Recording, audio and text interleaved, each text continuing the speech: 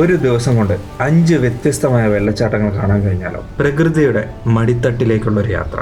ചെറുതും വലുതുമായ ഒട്ടനവധി വെള്ളച്ചാട്ടങ്ങളുള്ള ഇന്ത്യയിൽ ഏറ്റവും കൂടുതൽ മഴ ലഭിക്കുന്ന ചിറാപുഞ്ചിയിൽ ഒരു ദിവസം കൊണ്ട് കാണാൻ കഴിഞ്ഞ 5 പ്രശസ്തമായ വ്യത്യസ്തമായ വെള്ളച്ചാട്ടങ്ങളുടെ കാഴ്ചകൾ ഇറങ്ങിയതാണ് ഇന്നത്തെ വീഡിയോ. മേഘാലയയിലേക്ക് വരാനുള്ള പ്രധാന കാരണങ്ങളിലൊന്ന്, പണ്ട് സ്കൂളിൽ പഠിക്കുന്ന സമയത്ത് കേട്ടറിഞ്ഞ, നിർത്താതെ ഇന്ത്യയിൽ ഏറ്റവും കൂടുതൽ മഴ പെയ്യുന്ന ചിറാപുഞ്ചി എന്ന സ്ഥലത്തെ കാഴ്ചകൾ നേരിട്ട് കാണാനുള്ള ഒരാഗ്രഹം. ഐഷ എന്ന ഹോം സ്റ്റേയിലാണ് ഞാനിവിടെ സ്റ്റേ ചെയ്യുന്നത്. ഇവിടെ നിന്ന് പുറത്തേക്ക് നോക്കിയാൽ മഞ്ഞ് മൂടിയ മലനിരകളും വെള്ളച്ചാട്ടങ്ങളെല്ലാം കാണാൻ കഴിയും. നല്ല വൃത്തിയുള്ള വളരെ ചെറിയൊരു മുറിയാണത്. ഇവിടുത്തെ എൻ്റെ ഗൈഡായ ഹെപ്പിൻ്റെ കസിൻ്റെ ഒരു പ്രോപ്പർട്ടിയാണത്. ഈ പ്രോപ്പർട്ടിയുടെ ഓണർ ഒരു ടാറ്റു ആർട്ടിസ്റ്റ് കൂടിയാണ്. അവർ വരച്ച ചിത്രങ്ങളാണ് ഇതെല്ലാം. പുറത്ത് ചെറിയൊരു ചാറ്റൽ മഴയുണ്ട്. മഴക്കാലമായ കാരണം ഇവിടെ നിറയെ വെള്ളച്ചാട്ടങ്ങൾ കാണാൻ കഴിയും. ഓരോ 500 മീറ്ററിലും ഒരു വെള്ളച്ചാട്ടമെങ്കിലും ഉണ്ടാവും. ഇന്ന് ഈ ചുറ്റുവട്ടത്തുള്ള 4-5 വെള്ളച്ചാട്ടങ്ങളാണ് കാണാനായി പോകുന്നത്. എത്ര വെള്ളച്ചാട്ടങ്ങൾ കാണാൻ കഴിയുമെന്നറിയില്ല. മഴ, കോടമഞ്ഞ് ഇതെല്ലാം ഒരു പ്രശ്നമാണ്. ഇന്ന് ആദ്യമായി കാണാൻ പോകുന്ന റൂട്ട് വാട്ടർഫാൾസ് ആണ്. ഈ വാട്ടർഫാൾസിനൊരു പ്രത്യേകതയുണ്ട്. അത് ഞാൻ അവിടെ എത്തിയിട്ട് പറയാം. നല്ല മഴയുണ്ട്, അതുകൊണ്ട് ഡീറ്റെയിൽ ആയി ഷൂട്ട് ചെയ്യാനൊന്നും കഴിയുന്നില്ല. പറ്റാവുന്ന രീതിയിൽ ഗോപ്രോ വെച്ചാണ് വീഡിയോസ് എടുക്കുന്നത്. 15 മിനിറ്റ് നടക്കാനുണ്ട്. പോകുന്ന വഴിയിലെല്ലാം മഴവെള്ളം കുത്തി ഒലിച്ചു പോകുന്നുണ്ട്. ഇന്ത്യയിൽ ഏറ്റവും മഴ പെയ്യുന്ന സ്ഥലത്ത് വന്ന് എന്തായാലും നന്നായി മഴ നനഞ്ഞു. കുറച്ചുകൂടി താഴത്തേക്ക് നടന്നു പോകാനുണ്ട് വെള്ളച്ചാട്ടത്തിനടുത്തെത്താൻ. അധികം ബ്രേക്കുകൾ എടുക്കാനൊന്നും ഹെപ്പ് സമ്മതിക്കുന്നില്ല. ഇന്ന് കുറഞ്ഞത് 5 വാട്ടർഫാൾസ് എങ്കിലും കാണിച്ചു തരാമെന്നാണ് പുള്ളിക്കാരൻ വാക്ക് പറഞ്ഞിരിക്കുന്നത്. ആ കാണുന്നതാണ് റൂട്ട് വാട്ടർഫാൾസ്. കുറച്ചുകൂടി താഴത്തേക്ക് ഇറങ്ങി പോകാൻ കഴിയും. പറ്റാവുന്ന അത്രയും പോയി അടുത്ത് നിന്ന് ഈ വെള്ളച്ചാട്ടം കണ്ടിട്ട് വരാം. ക്യാമറ ലെൻസിന് മുകളിലെല്ലാം മഴവെള്ളം കാരണം ആഗ്രഹിച്ച രീതിയിലൊന്നും വീഡിയോ ഷൂട്ട് ചെയ്യാൻ കഴിയുന്നില്ല. മഴയും വെള്ളച്ചാട്ടവും ഇവിടുത്തെ തണുപ്പും കുടയോ റെയിൻകോട്ടോ ഒന്നും ഉപയോഗിച്ചിട്ടില്ല. മഴവെള്ളവും വെള്ളച്ചാട്ടം വെള്ളത്തിലേക്ക് വീഴുമ്പോഴുള്ള ആ വെള്ളമെല്ലാം ദേഹത്തേക്ക് തെറിക്കുന്നുണ്ട്. ഈ സ്ഥലത്ത് വാട്ടർഫാൾസിന് നടുവിൽ പോയി നിൽക്കാനുള്ള സൗകര്യം ഇവർ ഒരുക്കിയിട്ടുണ്ട്. അങ്ങോട്ട് പോകാനുള്ള വഴിയാണിത്. ആദ്യമായാണ് അങ്ങനൊരു കാര്യം ജീവിതത്തിൽ എക്സ്പീരിയൻസ് ചെയ്യാൻ പോകുന്നത്. എങ്ങോട്ട് നോക്കിയാലും ചെറുതും വലുതുമായ വെള്ളച്ചാട്ടങ്ങളാണ് ഇവിടെയെല്ലാം. അതാണ് ഞാൻ പറഞ്ഞ സ്ഥലം. നടന്ന് കുറച്ചു ദൂരം മുകളിലേക്ക് വന്നു. ഇനി കൃത്യം വെള്ളച്ചാട്ടത്തിൻ്റെ നടുവിൽ പോയി അവിടുത്തെ കാഴ്ചകളെല്ലാം കണ്ട് ആസ്വദിച്ചിട്ട് വരാം. വെള്ളം നല്ല തണുപ്പുണ്ട്, നന്നായി തട്ടിക്കൊണ്ടു പോകുന്നുണ്ട്. നല്ല ഗ്രിപ്പോടുകൂടി ശക്തമായി പിടിച്ചു നിന്നില്ലേ ഉറപ്പായും വീഴും. ഇപ്പോൾ വന്ന് നിൽക്കുന്നത് കൃത്യം വെള്ളച്ചാട്ടത്തിൻ്റെ സെൻറ്ററിലുള്ള സ്ഥലത്താണ്. ഇതുവരെ കിട്ടാത്തൊരു എക്സ്പീരിയൻസ് ആണത്. വെള്ളം നിറയുണ്ടെങ്കിൽ ഇവിടെ നിൽക്കുമ്പോൾ മാക്സിമം എൻജോയ് ചെയ്യാൻ കഴിയും. വെള്ളം മുഴുവൻ ദേഹത്തേക്കാണ് വീഴുന്നത്. നല്ല തണുപ്പും ഇടയ്ക്കിടയ്ക്ക് വീശുന്ന നല്ല തണുത്ത കാറ്റും.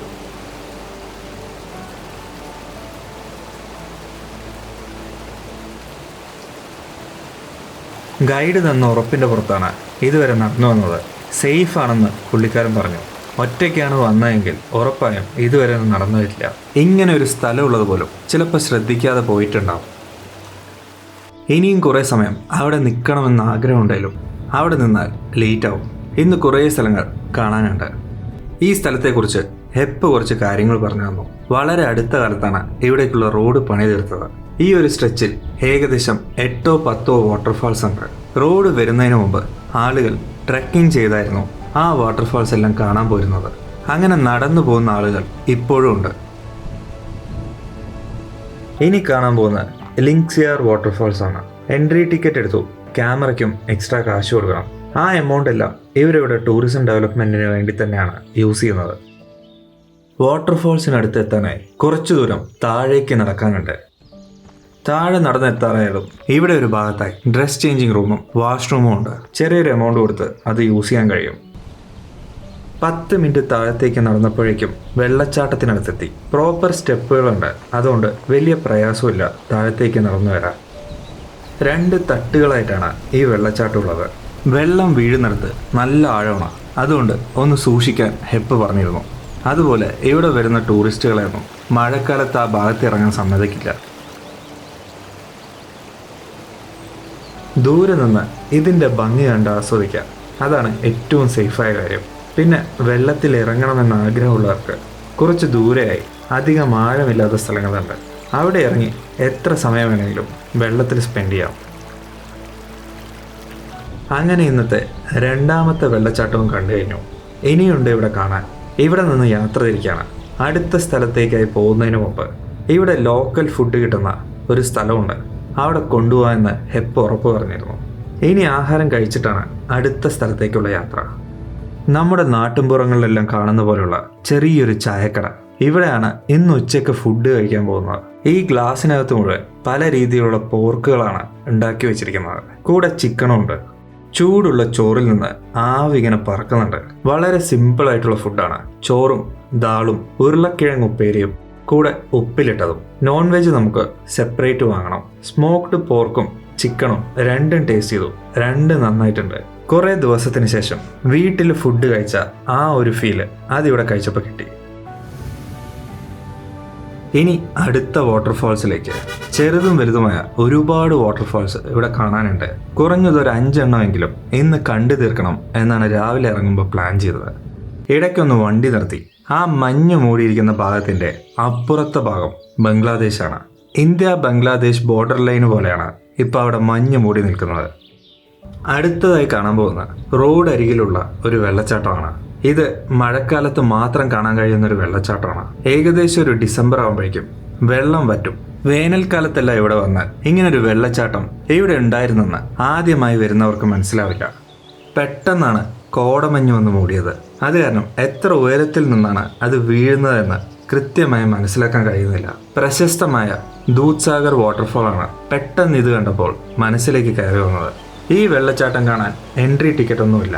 പാലത്തിന്റെ അവിടെ നിന്ന് ഫ്രീ ആയി മതിയാവോളം ഈ വെള്ളച്ചാട്ടത്തിന്റെ ഭംഗി ആസ്വദിക്കാം. പക്ഷെ മഴക്കാലത്ത് മാത്രം കാണാൻ കഴിയുന്ന ചിറാപുഞ്ചിയിലെ ഒരു വെള്ളച്ചാട്ടമാണത്. പാലത്തിന്റെ സൈഡിൽ കൂടെ താഴെ വെള്ളച്ചാട്ടത്തിനടുത്തേക്ക് പോകാനൊരു വഴിയുണ്ട്. ഇപ്പം അത് ക്ലോസ് ചെയ്തിരിക്കുകയാണ്. വെള്ളച്ചാട്ടത്തിന്റെ ശക്തി കുറയുമ്പോൾ അത് തുറന്നു കൊടുക്കും. ഇതുവഴി പോകുന്നവരെല്ലാം ഇവിടെ വണ്ടി നിർത്തി ഫോട്ടോസും വീഡിയോസും എല്ലാം എടുക്കുന്നുണ്ട്. അത്രയും ഭംഗിയാണ് ഈ വെള്ളച്ചാട്ടം കാണാൻ. ഇതിന്റെ ശരിക്കുള്ള ഭംഗി ആസ്വദിക്കാൻ കഴിയുന്ന ദൂരെ നിന്ന് കാണുമ്പോഴാണ്. വീണ്ടും കോടമഞ്ഞ് വന്ന് മൂടാൻ തുടങ്ങി. ഇനി ഇവിടെ നിന്നിട്ട് കാര്യമില്ല. കോട മൂടിയാൽ ഈ വെള്ളച്ചാട്ടം മുഴുവനായി കാണാൻ കഴിയില്ല. പോകുന്ന വഴിയിൽ അങ്ങ് ദൂരെ മുകളിലായി മറ്റൊരു വെള്ളച്ചാട്ടം കൂടി കാണുന്നുണ്ട്.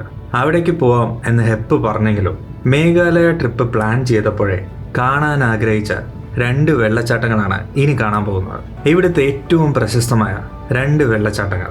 ഇന്ന് സൺസെറ്റ് ആവുന്നതിന് മുമ്പ് അത് കണ്ടു തീർക്കണം. അത് കണ്ടിട്ട് ഇനി ബാക്കി എങ്ങോട്ടുള്ളൂ. ഇപ്പൊ വന്നെത്തിയിരിക്കുന്നത് ഇവിടുത്തെ ഏറ്റവും പ്രശസ്തമായ 7 സിസ്റ്റേഴ്സ് വാട്ടർഫോൾ കാണാനായിട്ടാണ്. അധികം തിരക്കില്ലാത്ത ഒരു വ്യൂ പോയിന്റിലേക്കാണ് ഹെപ്പ് കൊണ്ടുവന്നിരിക്കുന്നത്. അങ്ങ് മുകളിൽ നിന്ന് ഒന്നല്ല ഒട്ടനവധി വെള്ളച്ചാട്ടങ്ങൾ താഴേക്ക് പതിക്കുന്ന അതിമനോഹരമായ ഒരു കാഴ്ച. ഇവിടെ വരുന്നത് വരെ 7 സിസ്റ്റേഴ്സ് വാട്ടർഫോൾസ് എന്ന് പറയുന്നത് ഞാൻ കരുതിയിരുന്നത് 7 വെള്ളച്ചാട്ടങ്ങൾ ഒരു സ്ഥലത്ത് നിന്ന് കാണാൻ കഴിയും എന്നായിരുന്നു. ഇവിടെ എത്തി ഹെപ്പുമായി സംസാരിച്ചപ്പോൾ എനിക്ക് പറ്റിയ അബദ്ധം മനസ്സിലായി.